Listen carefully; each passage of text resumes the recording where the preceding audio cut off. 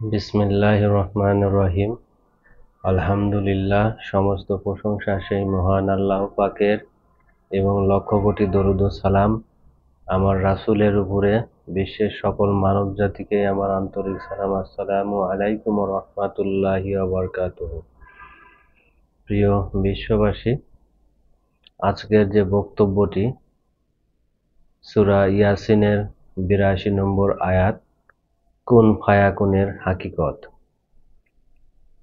আল্লাহ পাক আল কোরআনের এই কুন ফায়াকুন শব্দটি ব্যবহার করেছে এবং এই কুন ফায়াকুনের যে বিষয়টা পৃথিবীতে প্রচলিত সেটা হলো আল্লাহ বলতেছে হও, হয়ে যায়। বিষয়টা এভাবে বাংলায় ব্যাখ্যা করা হয়েছে। কুন ফায়াকুন একটি জীবনের মূল বিষয়বস্তু নিয়ে গঠিত।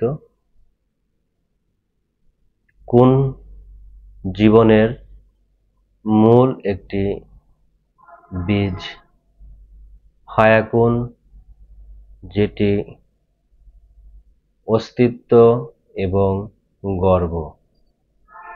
প্রত্যেকটা জীবনেরই কুন এবং ফায়াকুন আছে।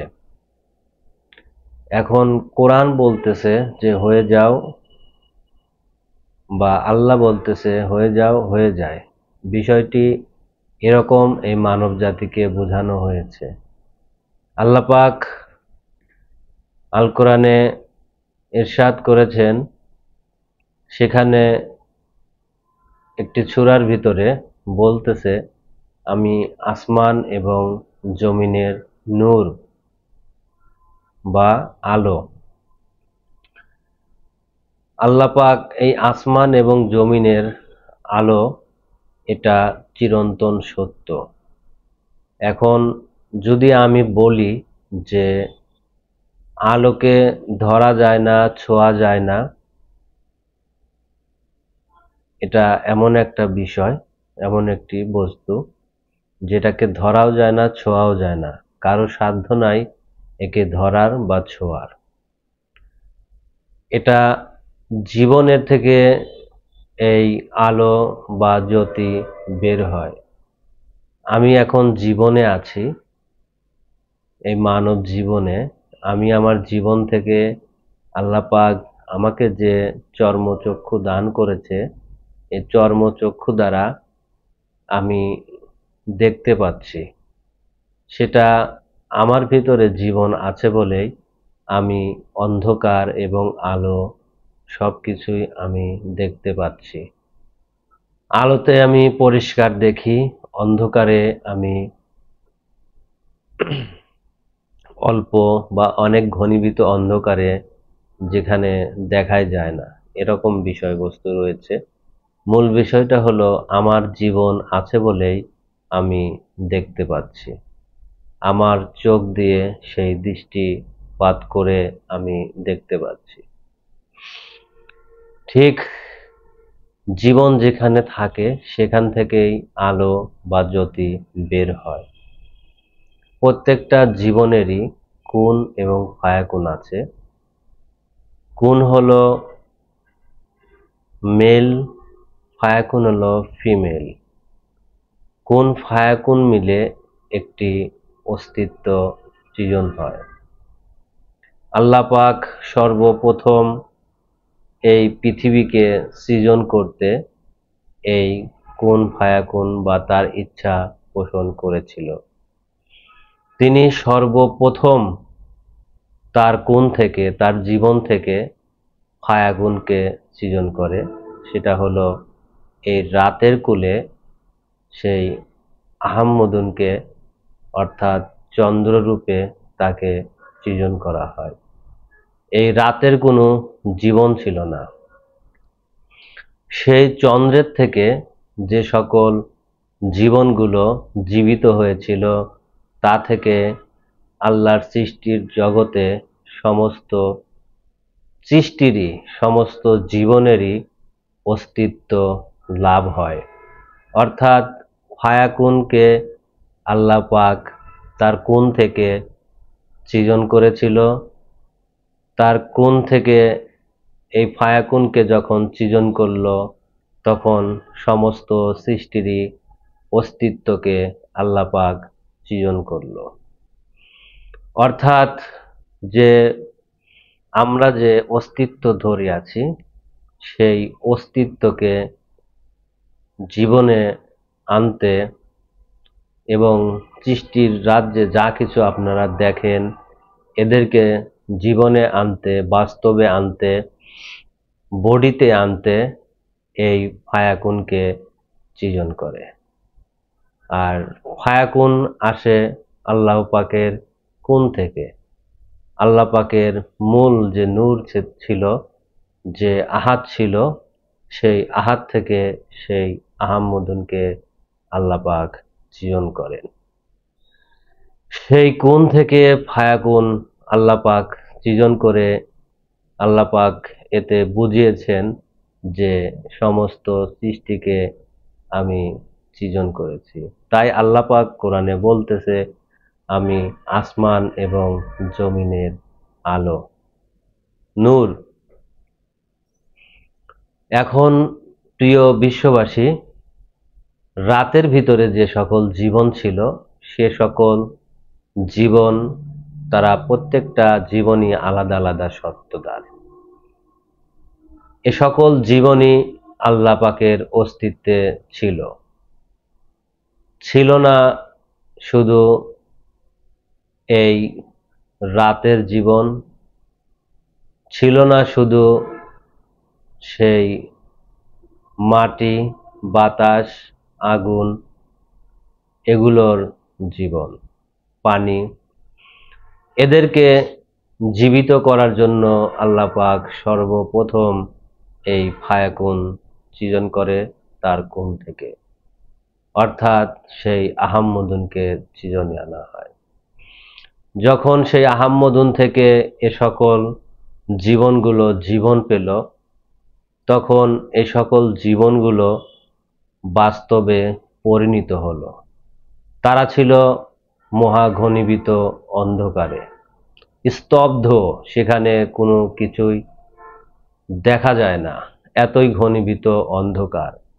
সেই অন্ধকারকে যখন একটি নিরাপদ আধার করলো, যেখানে সবকিছু দেখা যায়, তারা সেখানে তাদের প্রকাশ ঘটিল।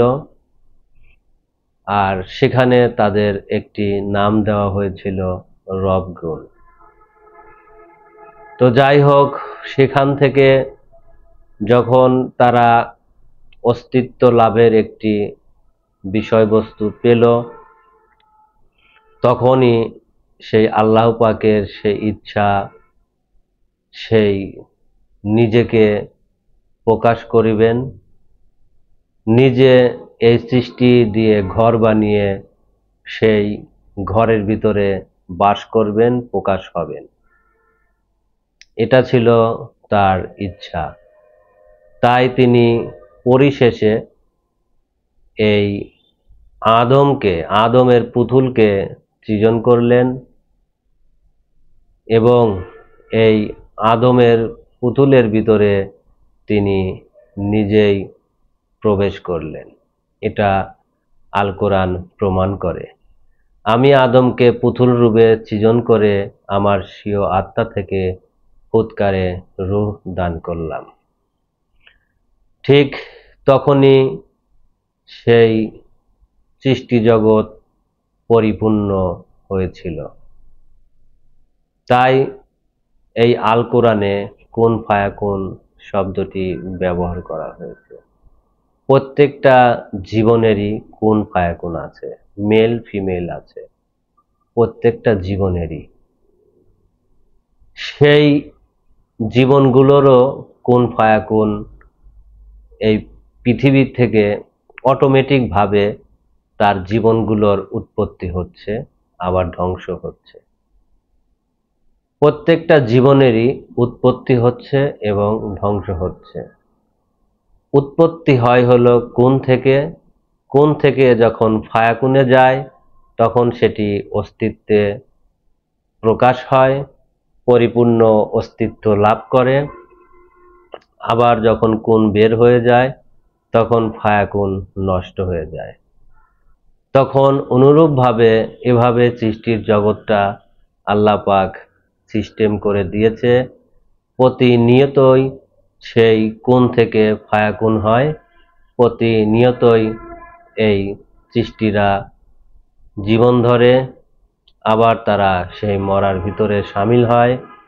এভাবে প্রত্যেকটা সৃষ্টিরই কুন ফায়াকুন ধরে জন্মে চলে।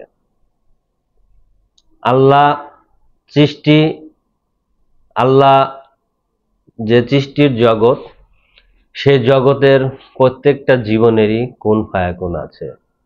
আর সবচেয়ে বড় কুন হলো আল্লাহর, সবচেয়ে ফায়াকুন হলো এই মহা ঘনীভূত অন্ধকারের যে জীবন চন্দ্র। তো এই মানব যে অস্তিত্ব ধারণ করে সেটা হলো মূল কুন ফায়াকুন থেকে। মূল কুন ফায়াকুন থেকে এই মানব বা এই মানুষের অস্তিত্ব লাভ হয়। কুন এমন একটা জিনিস, সেটা নষ্ট হয়ে গেলে আর সেই ফায়াকুনে যায় জীবন লাভ হবে না, অস্তিত্ব হবে না। কুন হলো জীবনের মূল। যেমন একটি ধান বীজের কুন আছে, ধানের মাথায় যে কুনটি থাকে সেটা অনুরূপভাবে ওই রকমভাবে দেখা না গেলেও এটার একটি কুন থাকে। ওই কুনটা যদি আপনি ফেলে দেন তাহলে ওখান থেকে আর চারা গজাবে না।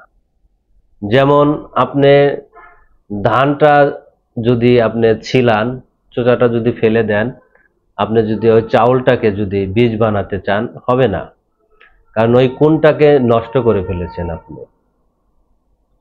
ওই কুনটা নষ্ট করে ফেলেছেন। ওই কুন ফায়াকুন মিলে একটি জীবনে পরিপূর্ণ হয়, একটি বীজ হয়। ওই বীজটা রোপণ করলে ওখান থেকে চারা গজায়।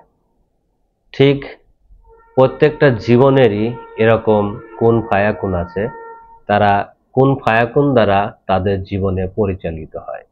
আল্লাহ পাক একবারই সেই কুন ফায়াকুন ব্যবহার করেছিল, একবারই সেইভাবে সৃজন করেছিল, আর সেই সৃজন সত্তাগুলো অটোমেটিকভাবে এই দুনিয়াতে চলছে। প্রতিনিয়ত আল্লাহ পাক সেই কুন ফায়াকুন ব্যবহার করেন না। একবার যিনি সেই কুন ফায়াকুন ব্যবহার করে অটোমেটিকভাবে এই সৃষ্টির রাজ্যকে চালু করেছেন, ঠিক সেভাবেই এই জীবনের উপর জীবন চলছে। আর সবচেয়ে বড় যে জীবন, যে কুন ফায়াকুন, সেটা এই মানব জীবন। এই নর এবং নারী, পুরুষ এবং নারী সত্তা, এটি হলো মূল যে কুন ফায়াকুন। সেই কুন ফায়াকুন থেকে এই সকল সৃজনের উৎপত্তি। এই মূল কুন ফায়াকুন যদি না থাকে তাহলে আল্লাহর অস্তিত্বে কোনো কিছুই থাকবে না, এটাই সত্যি। যাই হোক, আমি সেই কুন ফায়াকুনের আল্লাহ পাকের ইচ্ছা যতটুকু মানব জাতিকে বোঝানোর জ্ঞান হয়তো আল্লাহ পাক দিছে, এর ভিতর আমি চেষ্টা করলাম বোঝানোর জন্য। জানি না কতটুকু আমি বোঝাতে পেরেছি কিনা। তো এই বলে আমি আমার বক্তব্য এখানে শেষ করছি। সুবহানাল্লাহি ওয়া বিহামদিহি সুবহানাল্লাহিল আযীম। আসসালামু আলাইকুম ওয়া রাহমাতুল্লাহি ওয়া বারাকাতুহু।